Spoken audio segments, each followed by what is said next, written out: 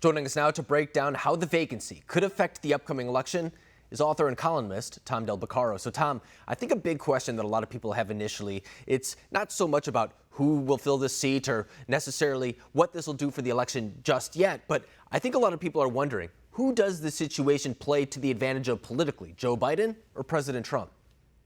I have to say, in the short run, it helps the Democrats. Joe Biden has the worst enthusiasm rating of any major candidate in history. There was no real desire to come out and vote for him, and this gives them a reason. Now, having said that, I find it hard to believe that any Republicans say wait. And I think the more this goes on, the more it ramps up, it's going to add to the Republican fever. But in the short run, the Democrats. So I believe that would almost give credence to the idea of filling the seat, because by doing so, then you're not necessarily giving Joe Biden something to run on where he could say, well, if you vote for me, we get to fill the seat or anything like that. So do you think that politically the right move for Senate Republicans is to try and fill the seat before the November election?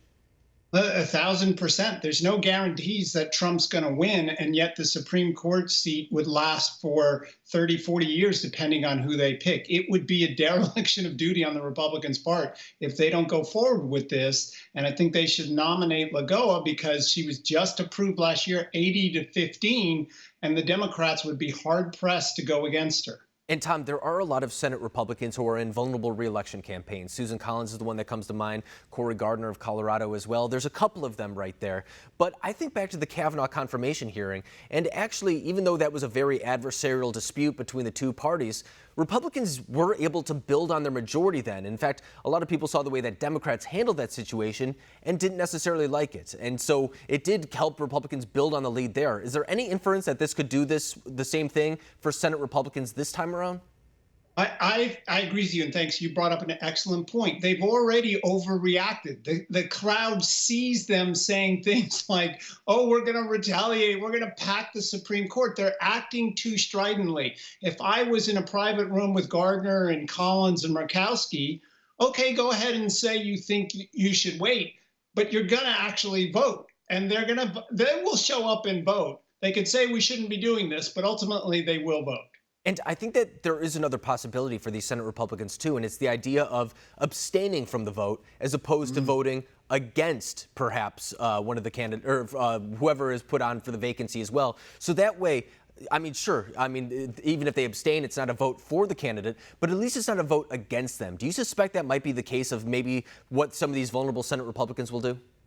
I think that would not do them well. I mean, it's possible. You raise a good point. And as they sit here today, they can say we shouldn't be doing this. But you know what? Justice John Paul Stevens was approved in 19 days. They just approved this woman, 80-15 Lagoa. You obviously see who I'm for. Yeah. Lagoa, 80-15 last year. She didn't do anything in between. So the Republicans would be really remiss if they don't push forward with this. And when it comes to Lagoa, too, I mean, I'm hearing a lot of people saying that perhaps that could expedite the process because they wouldn't necessarily have to have the same hearings. I mean, as you bring up, it was just last year where Democrats overwhelmingly voted in favor of her. I mean, Republicans, too, but you bring up the vote. It wasn't even controversial. So do you think that if you were to pick, if you were Senate Majority Leader Mitch McConnell, would you be right now favoring someone like Lagoa, who doesn't, for example, have a long judicial experience either? And I say that in the sense that there's not a lot to nitpick as compared to Amy Coney Barrett, who has 15 years as a professor writing law review articles. There is a lot more to draw from her. Do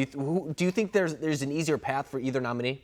Yeah, 100% Lagoa, because what are the Democrats going to do? Are they really going to attack a Latina right before an election? Answer no. They would go after a Catholic like Barrett, and Barrett's, could be the replacement for Justice Thomas next year around or 2 years from now, because Thomas isn't going to pull a Ruth Bader Ginsburg and stay on. He's going to retire and give a Republican a chance to replace him.